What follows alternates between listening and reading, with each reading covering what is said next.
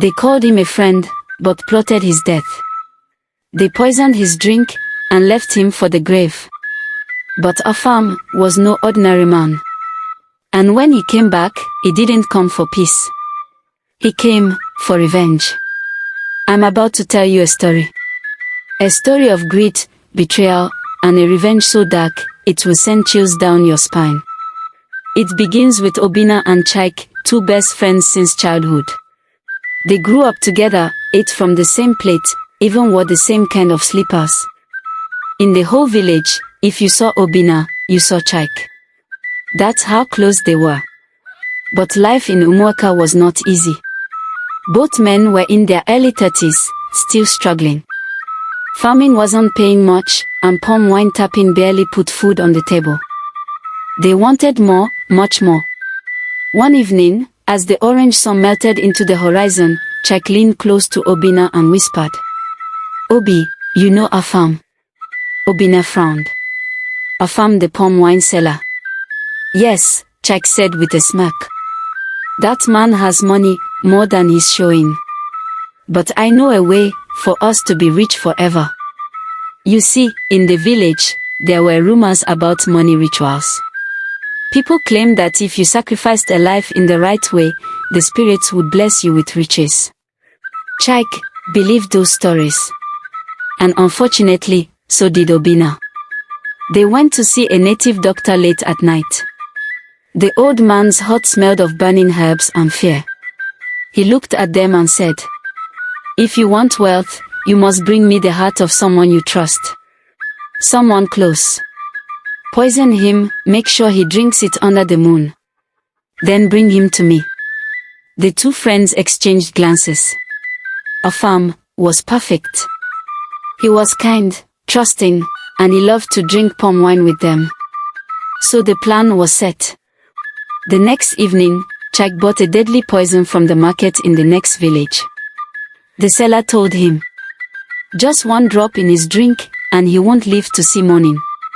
Obinna hid the poison carefully. The next day, they visited Afam at his wine shed. They laughed, joked, and told stories as the calabash passed from hand to hand. Then Chike pretended to go outside to relieve himself. But in truth, he poured the poison into Afam's calabash. Obinna distracted him with another joke. Afam returned to his seat, lifted the drink, and smiled. "To friendship," he said. And with one gulp, he swallowed death. They waited. 5 minutes. 10 minutes. Afam's smile slowly faded. He coughed. His eyes became heavy. Then, his head fell forward on the table. The two men looked at each other.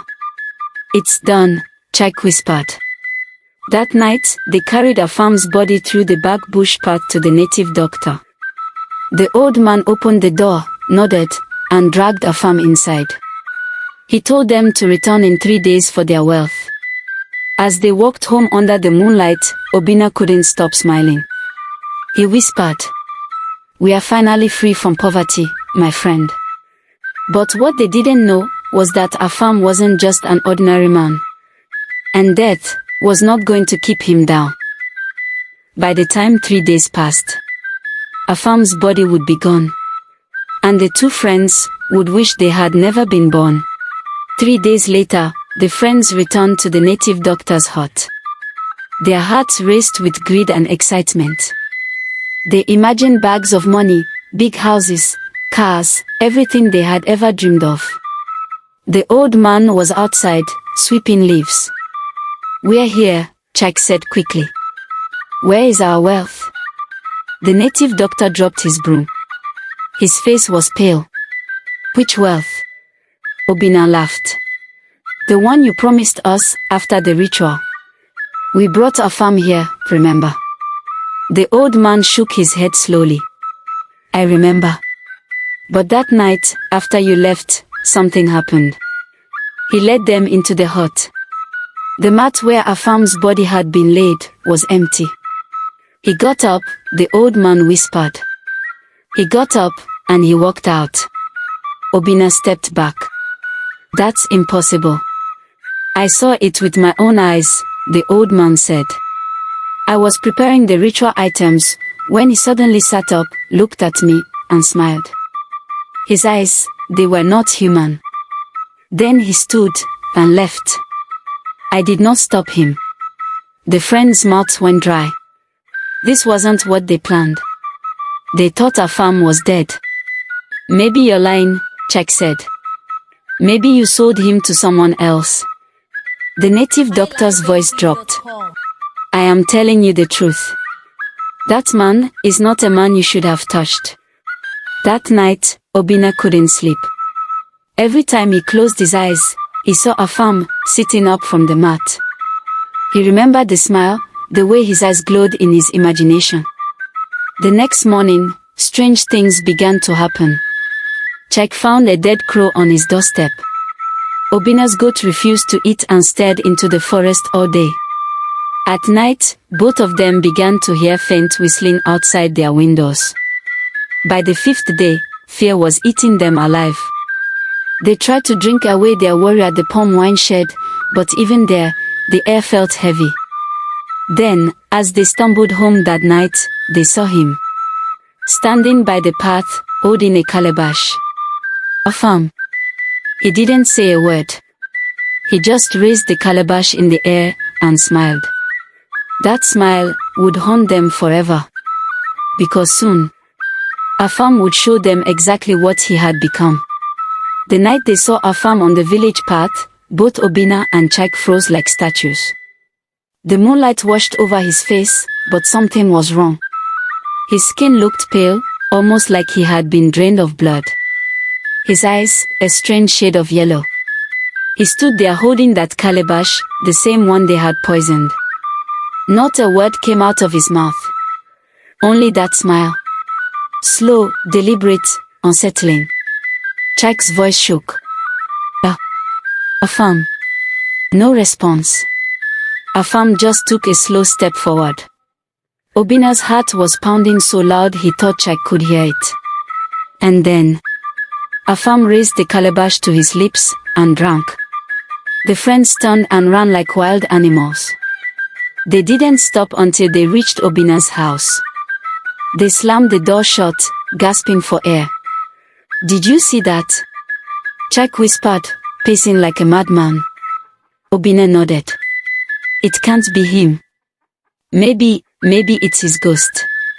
If it's a ghost, why was it drinking palm wine? Chike shot back. Neither of them had an answer. But deep down, they both knew. That was Afam. And he was alive. That night, Obinna had a dream. He was sitting alone in the palm wine shed when Afam walked in. He sat across from him, leaned forward, and whispered, "You drank with me, now I will drink with you, forever." Obinna woke up screaming, drenched in sweat. But as he sat up in bed, he froze. Because right there, on his table, was a fresh calabash of palm wine. He didn't touch it. The next day, strange things started happening.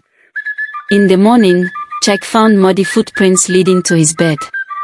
His door had been locked all night, but the print started from the door and ended right beside him. That same afternoon, while Obinna was in his farm, he heard a whistle. A soft, familiar whistle. Afam used to whistle that exact tune when climbing palm trees. The sound came closer and closer until Obinna dropped his hoe and ran all the way home. Fear was now choking them. They didn't know where to turn. So they decided to go back to the native doctor.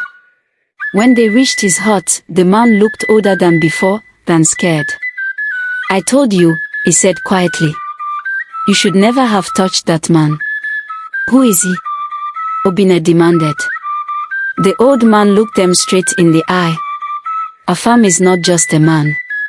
He is an Ogbanj, a spirit child. People like him, they die and return over and over again. You can't kill them. They will always come back, and when they are wronged, they will destroy you. Chike's mouth went dry. "So, what do we do?" The native doctor sighed. "There is only one way. You must beg him. On your knees. Give him what he asks for if he chooses to spare you. That night, they decided to look for Afam. But before they could leave, they heard it. That same whistle, right outside the window. They stepped outside slowly. And there he was, sitting on a wooden stool, drinking from his calabash like it was just another evening in the village. Afam, please, it was a mistake, Obinna stammered. Afam didn't look up. He took another slow sip, then said in a voice so cold it felt like the night itself was speaking. A mistake is when you spill wine on my wrapper. But you tried to spill my blood. Chike dropped to his knees immediately. Please, Afam, forgive us. We were desperate. Afam stood. The smile was gone. Desperate men are the most dangerous. But you see, you've already given me something I can never return. So now, I will take something from you. Without another word, he walked away into the darkness. From that night on, their lives fell apart. Chike's youngest child fell sick with a fever that no medicine could cure. Obinna's farm was destroyed overnight, every single yam uprooted, every cassava pulled from the earth. They tried to find Afam again, but it was like he had vanished into thin air. One evening, while Chike was returning from the stream, he saw a figure standing in the water. It was Afam. He was washing his hands slowly, but the water around him was red. Afam! Chike shouted. But Afam just turned and smiled. Then he dipped his hand into the water and flung it toward Chike. When the drops touched Chike's skin, it burned like fire. He screamed and ran all the way home. Obinna wasn't spared either. One morning, as he went to fetch water, he saw a message carved into the wooden door of his hut. Drink with me, forever. His hands shook as he read it. He knew the message was for him. Now, both men hardly slept. Every whistle in the wind sounded like Afam's tune. Every shadow at night looked like his figure. They were no longer thinking of wealth. They were thinking of survival. But Afam wasn't just trying to scare them. He was preparing them for the final night. By now, Chike and Obinna were broken men. No sleep. No peace. No appetite. The gold and riches they had once dreamed of now felt like a foolish child's fantasy. All they wanted was for Afam to leave them alone. But Afam wasn't done. No. He had been patient, waiting, watching, until the perfect night. It was a cold evening. The wind had a strange bite to it, and the moon hung low, as if hiding its face from what was about to happen.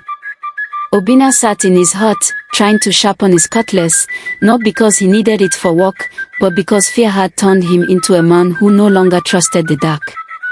Then, the whistle came. That slow, haunting tune Afam always whistled. It floated in the air like smoke, curling into Obinna's bones. He froze. The sound was closer now. He reached for his door, but before he could lock it, the door swung open. And there he was. Afam.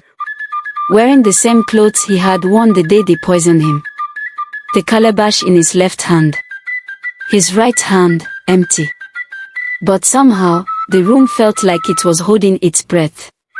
Obinna's voice cracked. Afam, please, we can talk. Afam stepped forward. Talk. You didn't talk before you poured death into my drink. Obinna's knees weakened. It was Chike's idea. Afam's smile returned. Yes, and Chike is waiting for me too. Before Obinna could respond, Afam lifted the calabash and poured it into the air. The liquid vanished before it hit the ground. Then, Obinna felt it. A burning in his chest, a choking grip around his throat. He tried to scream, but no sound came out. Afam leaned closer, his breath cold as the night. Now, you drink with me. Obinna's body crumpled to the floor, eyes wide open. But Afam was already gone. That same night, in the other side of the village, Chike sat in his own hut, holding his sick child. His wife had gone to fetch water. He was humming softly to calm the boy when he heard it. The whistle. At first, he thought it was his imagination. But then, the boy stopped crying and stared at the door. The door opened. Afam stepped inside. The calabash still in his hand. Chike jumped to his feet. Please, Afam. I have a child. Take me, not him. Afam's eyes flickered, but not with mercy. The spirits you tried to feed me to do not care for your child. And neither do I. He raised the calabash to his lips and drank. The boy began to cry again, louder, almost screaming. Chike clutched his son, but a shadow spread across the floor, crawling toward them like black water. Chike's body started to shake uncontrollably. His skin turned cold, and the sound of his own heartbeat thundered in his ears. Afam stepped closer, his voice low and steady. When you chose my death for your riches, you chose yours too. Chike's knees buckled. His grip on his child loosened. The boy slipped from his arms, crying harder. Afam bent down, not to touch the boy, but to whisper into Chike's ear. Tell them in the land of the dead, that Afam is not a man to be poisoned. And with that, Chike collapsed. Lifeless. The crying stopped. The child blinked twice, then looked toward Afam. But Afam was gone. By morning, the news spread through the village like wildfire. 2 men, dead in their huts on the same night. Eyes wide open. Mouths frozen in silent screams. The elders gathered to speak of it. Some said it was the gods. Some said it was the work of an angry spirit. But the oldest man in the village simply nodded and said, it was Afam. And they deserved it. Afam himself was never seen in Umoka again. Some claim he left for another village, living quietly. Others swear he still walks the forest at night, calabash in hand, whistling that same haunting tune. And sometimes, when the moon is high and the air is still, a whistle drifts through the palm trees. Those who hear it never sleep well again. In the end, Obinna and Chike learned too late that greed always comes with a price. They thought they could take a life for wealth. But what they didn't know was that some lives cannot be taken. And if you try, they'll come back for you. So, if you ever sit down to drink with a friend, make sure you know what's in your cup. And more importantly, make sure you know who you're drinking with.